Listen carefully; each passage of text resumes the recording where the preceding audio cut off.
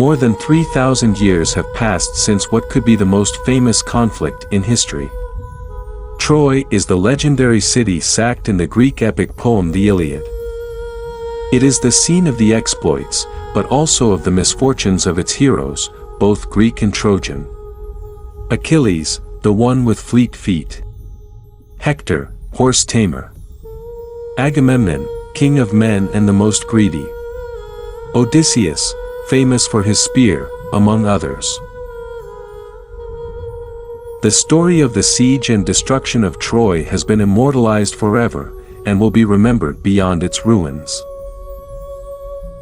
Despite the mystery, the truth is that the events narrated in the Iliad are the basis of Western culture.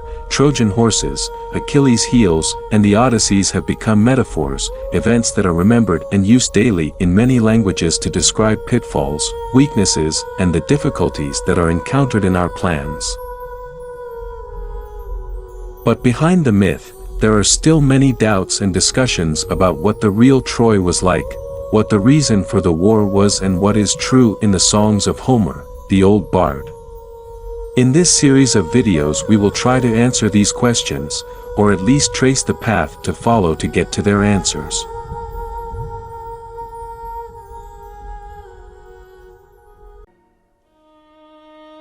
The Troy of myth.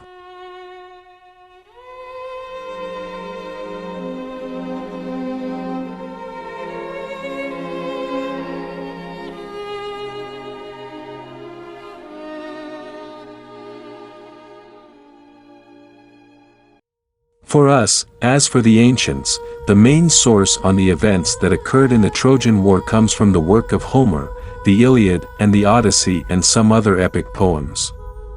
However, the Iliad does not cover the entire war, which lasted 10 years, but focuses on just a few weeks of it. In the Greek tradition there were no discussions about the location of Troy. The references point to the Dardanelles, the islands of Samothrace and Tenedos, Mount Ida and its slopes. The Trojans received different names. They were called Teucrians, Dardanians or Ilians.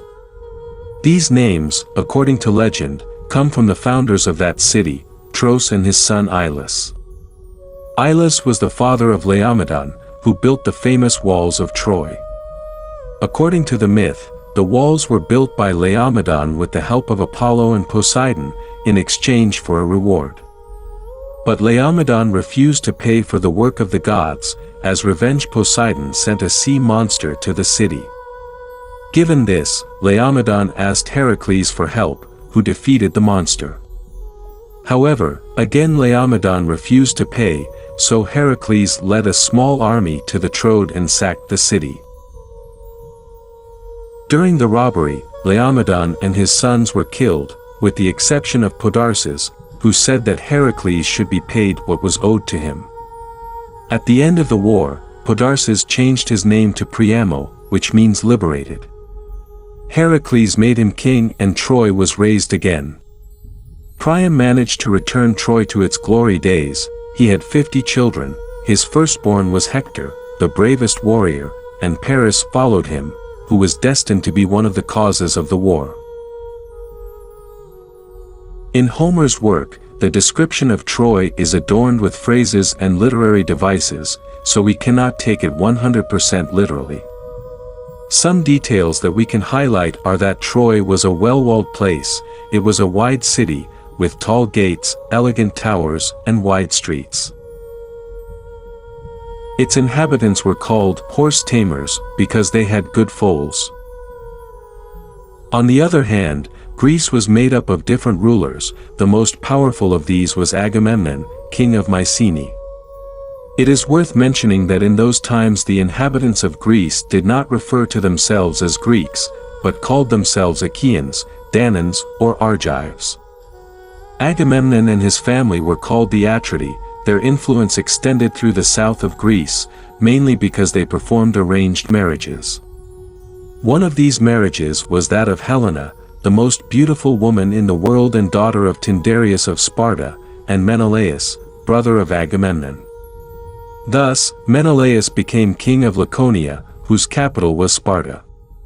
According to Greek mythology, the cause of the war is explained as follows. Eris, goddess of discord, after not being invited to the wedding of Peleus, father of Achilles, with Thetis, decided to send a golden apple for the most beautiful. This title was discussed by Hera, wife of Zeus, Athena, goddess of wisdom, and Aphrodite, goddess of love.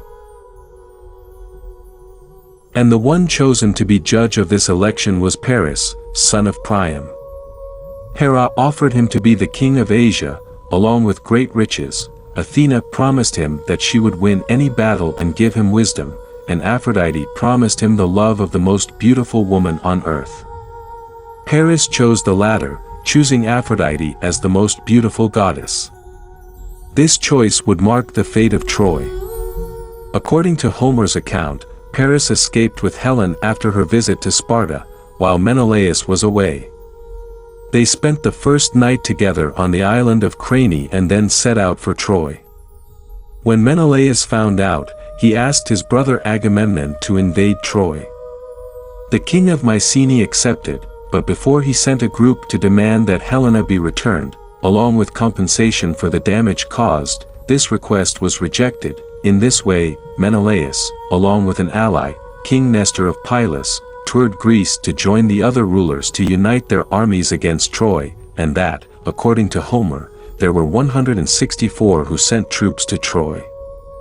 The enormous army obtained gathered in Aulis, where the seer prophesied that Troy would fall in the 10th year of that meeting. After this, the Achaeans went to Asia Minor, and by a confusion, they attacked Tetrania, a region of Mysia. Later they were forced to withdraw by Telephus, king of Mysia. After this unfortunate event and other problems, the Greeks reached Lesbos and then Tenedos, territory that they razed. They finally settled on a part of the Asian coast, and built a camp and a wall to protect themselves. It would be in this place where they spent the years of the war against Troy. During the battle, the Greeks not only took up their arms against Troy, but there were said to be other targets as well. Achilles went south and sacked several cities, taking riches and female slaves, of which he gave several to Agamemnon, but kept the cutest. In the last year of the war, the Greeks concentrated on Troy, who had gotten reinforcements from Anatolia. In this period, the famous event narrated by Homer took place, that is, the fall of the bravest hero of Troy, Hector, who died after a fight with Achilles, in revenge for the death of his friend Patroclus. The rest of the war continued with violence, but Troy had not yet fallen. Then the Greeks came up with a plan, the famous Trojan horse. A gigantic wooden horse was offered as an offering to Athena. The Trojans accepted it and dragged it into the city. At night, while the Trojans slept, the Greeks got out of the horse, killed the guards, and opened the city gates. Thus, the Greeks entered Troy, that of great walls and wide streets. They annihilated everything in their path. They killed King Priam and every male who crossed their path. The children of the Trojan heroes were killed, some were thrown over the walls, the women were enslaved and taken to Greece. Finally, the Achaeans set fire to the city, burning Troy to ashes. The misfortune of the Trojans is unquestionable, but the Greeks were not spared either. Many lives had been lost throughout the campaign.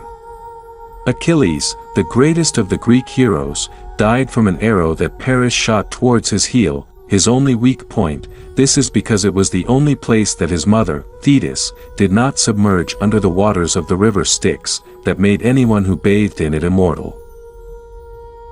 Ajax ended up taking his own life, because, after a dispute over Achilles' weapons, they were given to Ulysses. This filled Ajax with fury, who mistook a flock of sheep for Odysseus and Agamemnon, thus killing the flock. Then, seeing that he had dishonored his sword by killing harmless animals, he chose to die rather than live in shame. After the war, the misfortunes continued to harass the Greeks, because during the battle they had disrespected the gods. Ulysses had to go through a dangerous journey of 10 years full of misfortunes on his way home. Agamemnon, the most powerful king of Greece, was killed by his wife, or by Aegisthus, who ruled the Argolis according to other writings. However, the names of all the heroes, both Greek and Trojan, were immortalized by later tradition, and the legend caused great attraction throughout Greece. Great kings and personalities had a fascination for the myth. According to the ancient historian, Herodotus, Xerxes sacrificed 1,000 oxen to the Athena of Troy, and libations of wine were made to the heroes of the war. Alexander the Great, the greatest conqueror in history, always carried a copy of the Iliad with him, even sleeping with it under his pillow. And when he undertook the conquest of the Persian Empire, in order to liberate the Greek polis that were under the command of Persia in Asia Minor, he visited Troy. There, he left a wreath on the tomb of Achilles, as a way of honoring him. Later, Julius Caesar, emperor of Rome, claimed to be a descendant of Aeneas, a Trojan hero who managed to escape the siege of the city. As Lucan narrates in his poem the Pharsalia, Julius Caesar visited the legendary location of Troy and searched for its ruins, but as the poet said, even the ruins have disappeared. The admiration of the Romans for Troy was consecrated with the work of Virgil, the Aeneid, which tells the story of the lineage of Rome from Aeneas and the Trojans, looking for a mythical origin for Rome, in the style of the Greeks. This has been a brief summary of the description and myth of Troy in the tradition of ancient Greece, and the subsequent influence it had on the ancient world. In the next chapters we will try to approach the history behind the myth, and reveal the events that have inspired so many kings and writers.